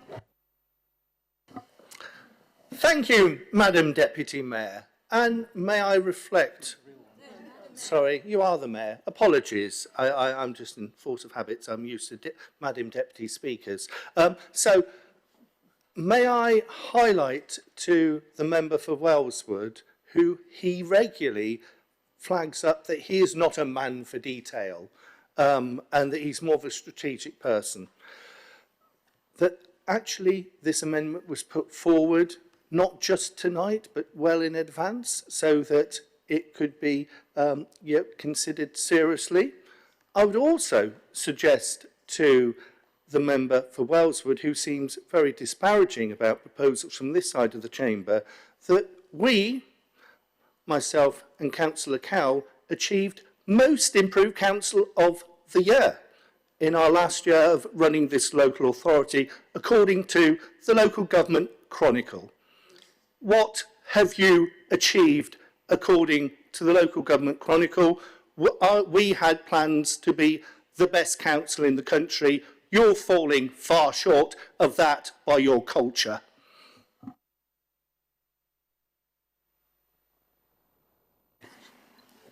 Councillor Strang? Can I just ask Councillor Strang, is this relevant to the amendment, please? It is. Thank you. So I was just going to rise to talk about the improvements that have happened in Brixham, the £750,000 that has been spent. Sorry, can I continue? Carry on. Obviously, £15,000 would be welcome to spend more money within Brixham, but at the moment we've got new festoon lighting going in. We've got harbour barrier safety repairs being made. We've got new benches going in within Brixham. We've got a new floating jetty, flowers and planting all around. So our public realm is getting a lot of improvement in Brixham. Another 15,000 would be very, very welcome, but if it can be better spent on safety of our residents elsewhere in the Bay, I think that's where it should be spent. Thank you. Councillor Law? Thank you very much indeed, Madam Mayor, and I'm sure the member for Brixham who suggested that amount of money for Brixham will be interested to hear that his colleagues are not supporting him. It's interesting that Councillor Bye, with his reputation for not reading the paperwork, hadn't realised that the amendment was tabled in advance and not just tabled on the night. So that's interesting. And wait till he realises that the money for CCTV is not actually being spent on CCTV. And it's also interesting that the members for Wellswood mentioned other places other than their own ward, which is perhaps no surprise then that their leaflets are being delivered elsewhere. I'm pleased that the administration appreciates the firm hand that the previous administration had on the finances, which led to the award that Councillor Darling referred to.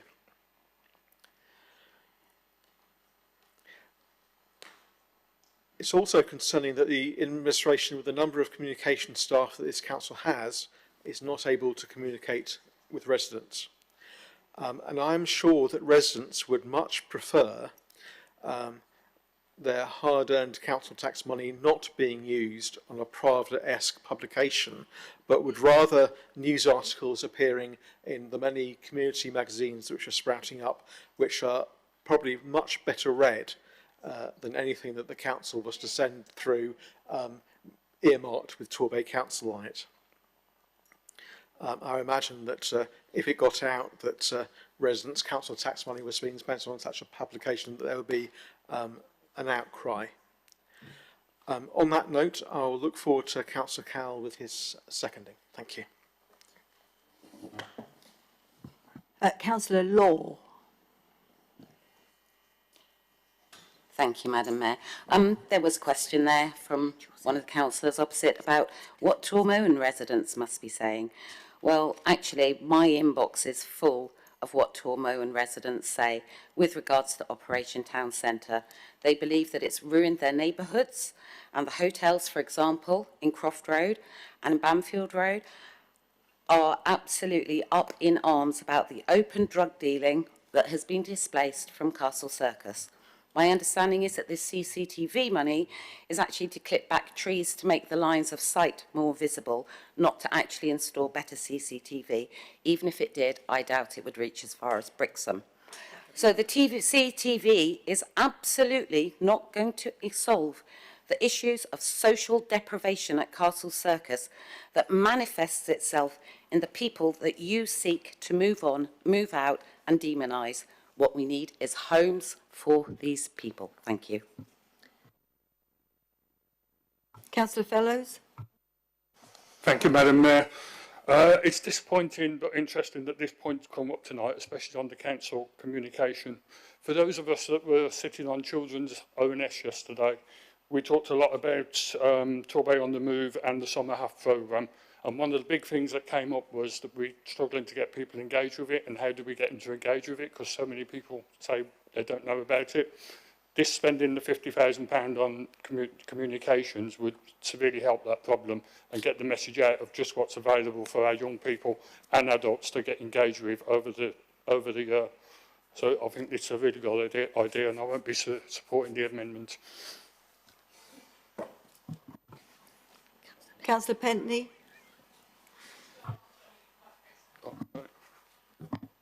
Thank you, Madam Mayor. And following on this discussion of the paper-based communication, i.e.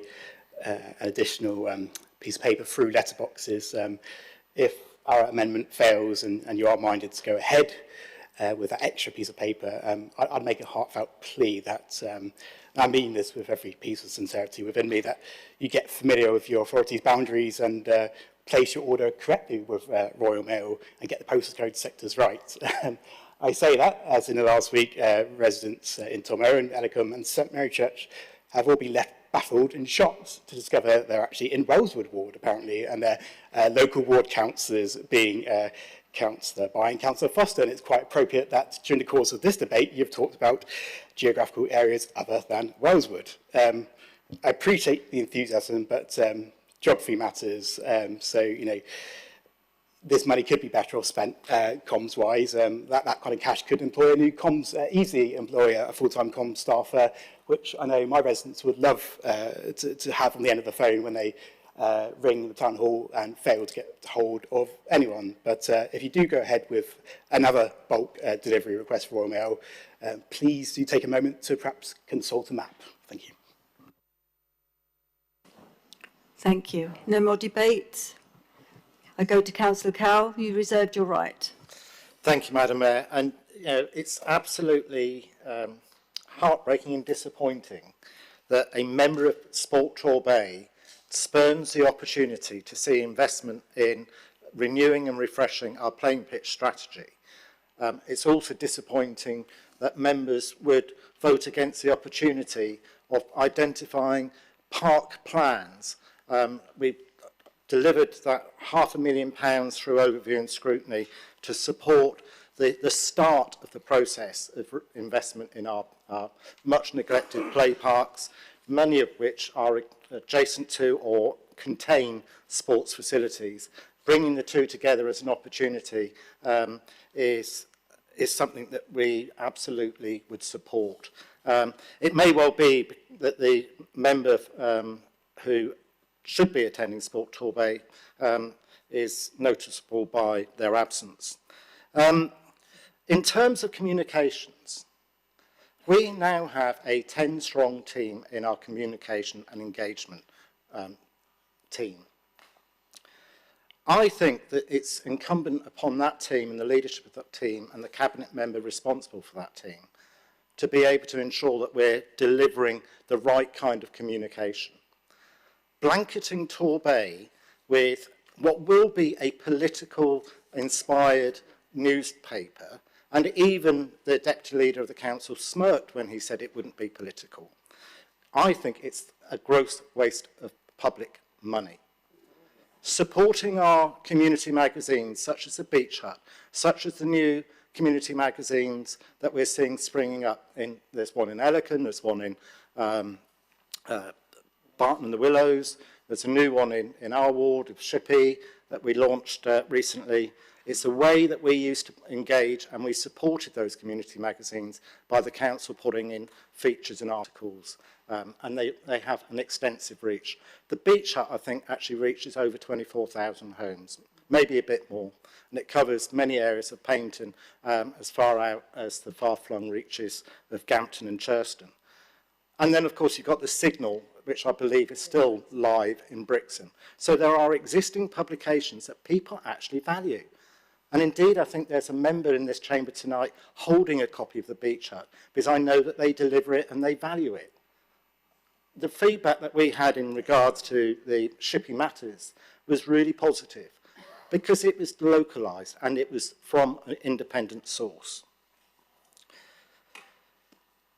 And in terms of the reason why there wasn't a response, there was nothing to respond to for the cabinet member who asked that question, because the purpose of an amendment by the opposition, it also has to be approved that it is appropriate by officers. So officers would have checked our amendment before we circulated it, and it wasn't on the night.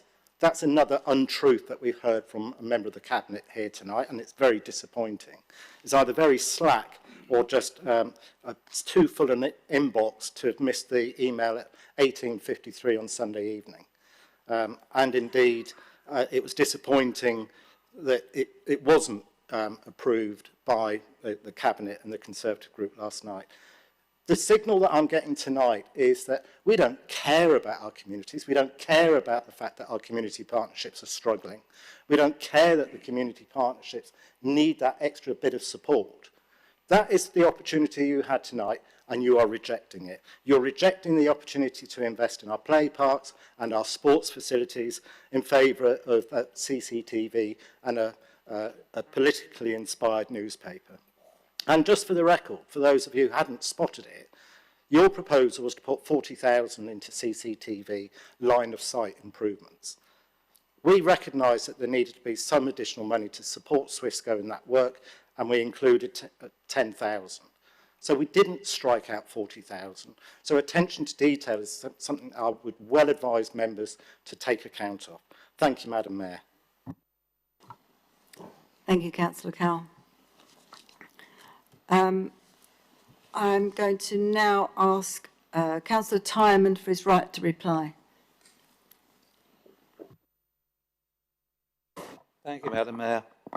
An awful lot has been said, and an awful lot of topics and things I can talk about have been very adequately covered by my colleagues. So I'm not going to go through a lot of the detail. I think whilst it's certainly true that the amendment didn't come through on the night, I think the on the night has been a comparative thing and probably has been taken a little bit too literally. I see we have a shaking head opposite again, as we always do, but there you go. That's becoming norm for this council. But I will point out that scrutiny looked at this and it was talked about in Cabinet in June. Middle of June. So even if the amendment came forward Sunday, that was about 4 or 5 weeks before the original proposals came out and were suggestion. There was ample time to say, look, we've got some ideas, can we discuss them with you well before Sunday? It's a pity that we didn't take advantage of some of that time. I certainly am always willing to look at fresh ideas, things that I haven't looked at, as ideas coming forward to see if we can accommodate them. Even one or two of those, particularly the playing field strategy. I'm quite happy to talk to my colleagues on Cabinet and talk to relevant officers, look to see what value we will get out of doing that and see if there's a way that we can accommodate that, not now, because I think you need more than 2 or 3 days to consider the value of something like that, and that's all we were given basically this week. So I'm quite happy to take that one away and see whether my colleagues and officers think that has value. If it has, we'll find a way of finding the money to do it. I ain't promising to do it. We'll wait and see whether it's got value or whether people feel it's got value. But please don't leave things. I know it's not the last minute if you come, but we've all got busy things. We've got lots going on. I've had a lot of meetings this week. If you get things brought forward with only a few days, and officers are very busy, it doesn't give you a lot of scope for us to have the conversations with officers and say, has this got real value? Should we try and accommodate it? Please, if you've got the time to bring it forward, and this time we gave you time. We brought this to scrutiny more than a month ahead of this council meeting to give that time. We reacted to the scrutiny. Please give us time. And I think I want to say one other thing. I actually feel that we're missing one of the points to do with this council having won the most improved council. Winning the most improved council was down primarily to the efforts of our officers across the council. We should be giving them the credit for that, primarily. Of course they got the support, of course they got the encouragement from the administration at the time, but it was a lot of effort from them that turned round the council. I hope we don't, as members now, forget that. Thank you, Councillor Timon. We'll now go to the vote. The Chief Executive will take the recorded vote. Members, when I call your name, please indicate how you wish to vote on the amendment. Councillor Emile. For. Councillor Billings. Against. Councillor Brooke. Against. Councillor Bryant. Against. Councillor Bye. Against. Councillor Carter. For. Councillor Cowell. For. Councillor George Darling. For. Councillor Mandy Darling. Councillor Steve Darling. For. Councillor Douglas Dunbar. For. Councillor Fellows. Councillor Foster. Against. Councillor Fox. For. Councillor Johns. For. Councillor Law. For. Councillor Barbara Lewis. Against. Councillor Chris Lewis. Against. Councillor Long. For. Councillor Madison. Councillor Penny. For. Councillor Pentney. Councillor Spigania. Against. Councillor Stevens. Against. Councillor Strang. Against. Councillor David Thomas. Against. Councillor Jacqueline Thomas. Against. Councillor Tolshard. Councillor Tranter. Against. Councillor Twelves. Against. Councillor Timon. Councillor Verdi. For.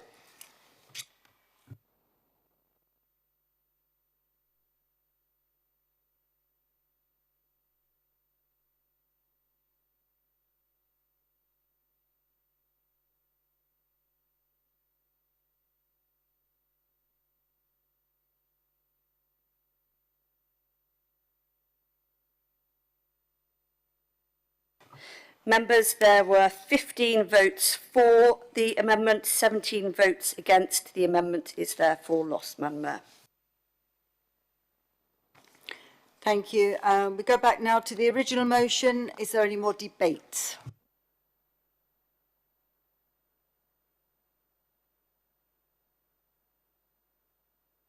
Councillor Foster.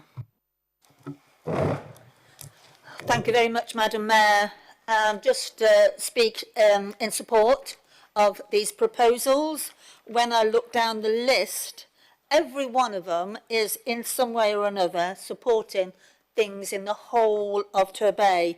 So whether it's the social care, whether it's for the youth provision, the ice skating rink, enterprise fund, whatever it is, it's supporting the whole of Torbay in one way or another. And that's us as role as councillors. That's what we should be here doing. So I've listened to the debate from the members opposite, and there seemed to be a bit that if you're a councillor for a ward, then you shouldn't dare step outside that ward. You shouldn't be going other places. And I see myself as a Torbay resident. I regularly attend lots of events around the whole of Torbay. It could be the summer fairs at the Acorn Centre. It could be events at the St Martin's Church. I often attend. Councillor Foster, can we just keep to the actual motion, please? All right, sorry. So it's in support of it.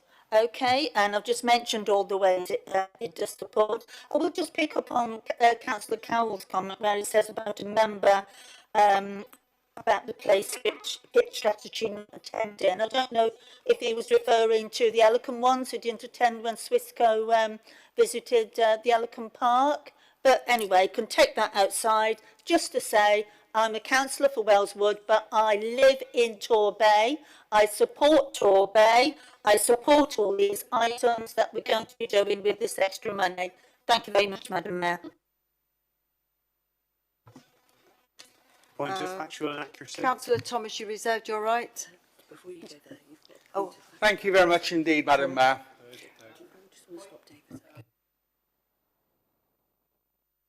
Just concerned that a colleague just suggested, that they needed to take it outside. That doesn't seem appropriate council procedure to suggest that.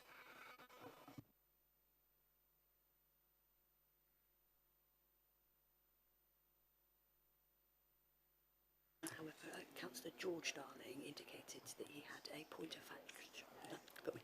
factual accuracy. So do you want to go to George to ask him what is the point of factual accuracy? okay. Councillor George Darling, what is your point of factual I believe accuracy? Councillor Foster made reference to Elicum councillors not attending the play strategy review. That's incorrect. I would ask that she apologises and withdraws that.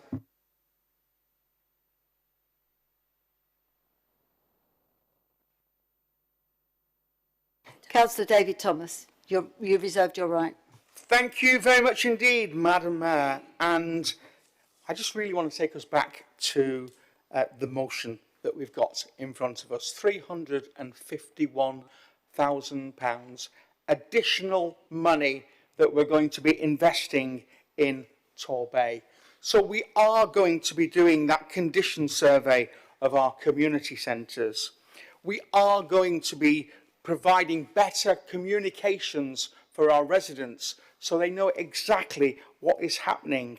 We are putting money into adult social care, into children. I'm delighted that we're going to be putting money into events, and particularly the ice skating rink that we're looking to bring forward as part of the, help me, Bay of Lights. Thank you very much. Clearly, we don't want an ice skating rink in the summer, do we? Indeed, we don't. But it'll give us an opportunity. 1.2 million people came to see the Bay of Lights last year. And with an ice skating rink, I think that will only bring more and more people. Those two strategic operations, we've called them operations, but they are two strategic policies. Operation Brighter Bay. When we came to talk to our residents 2 years ago, one of the biggest complaints that we had was about the place. That's where Brighter Bay came from. It was to try to get the place and the bay in a much better position. We've spoken a lot about Operation Town Centres. There's a long way to go. There is a long way to go. This is not, there's no magic bullet here. You know, it'll be it needs a continued focus, regeneration, and it has to be a whole community project. And actually, one thing we haven't spoken about is the enterprise fund towards the town centres. And that is effectively looking at some of the empty shops that we've got in our town centres and encouraging maybe new business to come into those shops, looking to try to support them in a financial manner. Maybe at the moment they've got, there's people out there who maybe have a bedroom business and looking to take that very first step into taking it up the next step of the ladder. This money, together with the additional 100,000 that we already have allocated towards this, will enable us to help more businesses. And I look forward to your support. Thank you. Councillor Timon, your right of reply. Thank you. Once again, I think most of what needed to be said has been said. I feel sorry and I apologise. It would have been nice if we'd had 3.5 million, then everybody could have had their wishes on pretty well everything. Unfortunately, in the current environment, those sorts of figures are a little bit unrealistic. And to have the 351,000, I think, as I've said before, and I'll say again, thanks to our officers for their efforts to get us to where we ended up.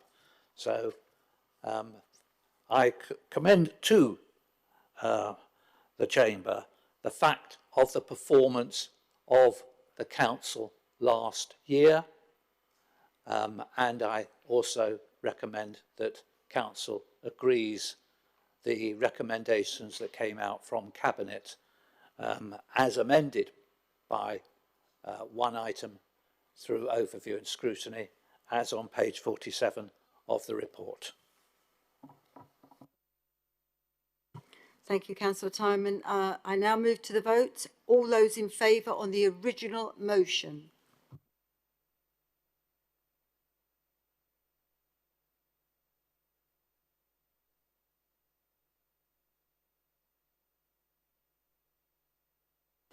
Those against? Any abstentions?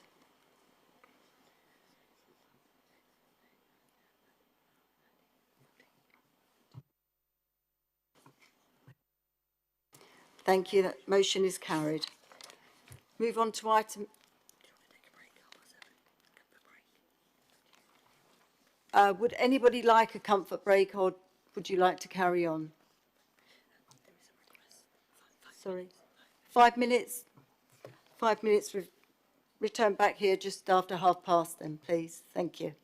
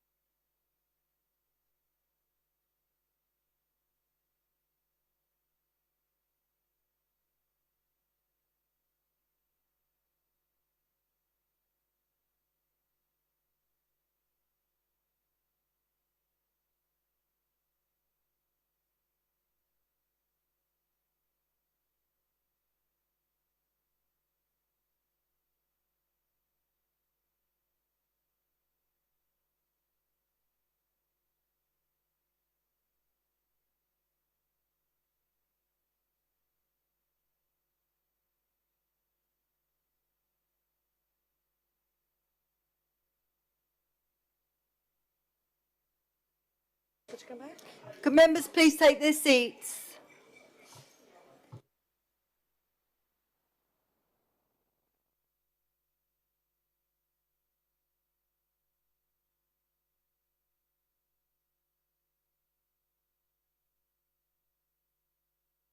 Can members please take their seats?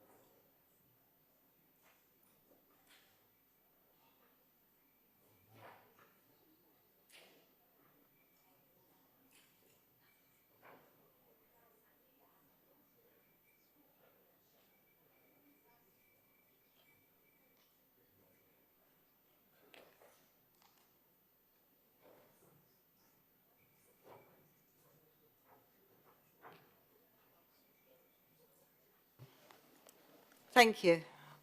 I move to item 9, Torbay Council Pensions Discretions. Please refer to page 73.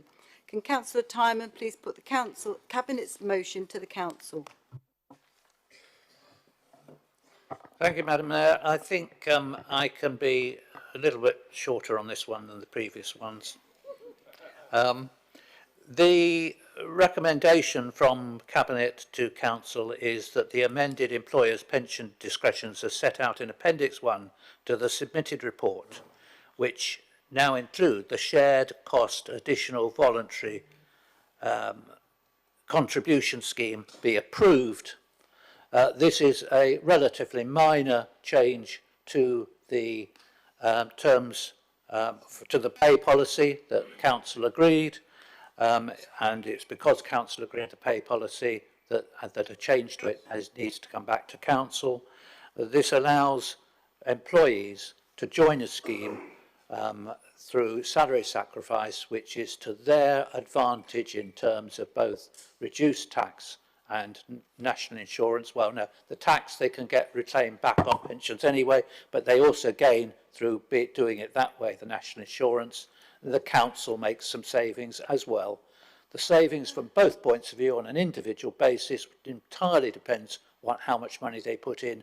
They're relatively minor on an individual basis. This is not a big issue as I see it, but it is to the benefit of employees and it is to the benefit of the Council.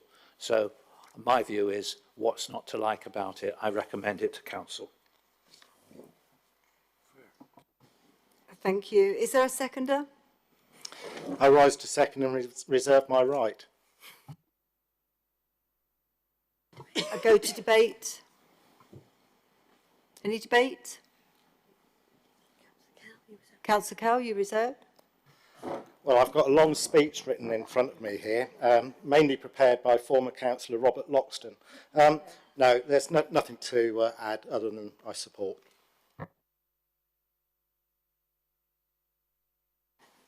Councillor Timon? Right, I should move to the vote. All those in favour?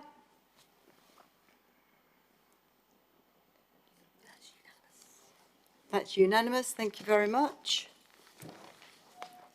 I move to item 10, review of political balance. Please refer to page 93. Can Councillor David Thomas please put his motion to the Council? Thank you indeed, Madam Mayor. And following notification that Councillor Hutchings wishes to be known as an independent councillor, and for clarification, that's an independent councillor. The political balance for the council needs to be amended, and therefore, as per the report and particularly Appendix 1, the overall political balance of the committees as set out Appendix 1 be submitted my apologies, of the submitted reports be approved, item 2, exactly as it is written. Thank you very much. Do you have a seconder? I rise to second. Thank you, Madam Mayor. Councillor Long. Thank you very much, Madam Mayor. And I just wanted to make 2 very brief points on this. The first is that obviously the report is as it is and why it is, and obviously we'll be supporting it. But there's 2 points I wanted to make. Firstly, I was slightly surprised that this change does not apply to the combined authority, and that results in and that's despite the fact that the combined authority has changed because of Devon's elections. So that does result in a bit of a democratic deficit of that slightly removed body. The other observation I just wanted to make that this is the 3rd member who has gone independent in this term, and the 5th if you include the previous term, and I just leave that hanging, and I do wonder what that says about the leader of the opposition, leader of the administration's leadership. Thank you. Thank you, Councillor Long. Any more debate? Councillor Lewis, you reserved your right? No, he didn't reserve his right. Oh, we did. Councillor Thomas? Thank you very much indeed. Sorry. Maybe Councillor Long's words were actually correct, even with his Freudian slip. But the CCA makeup does not make any difference. We've actually gone through that a second time. It was an issue that obviously we had a conversation with, and we have clarified that with the governance team. Therefore, there are no changes on that. Thank you very much. Thank you, Councillor Thomas. I now move to the vote. All those in favour?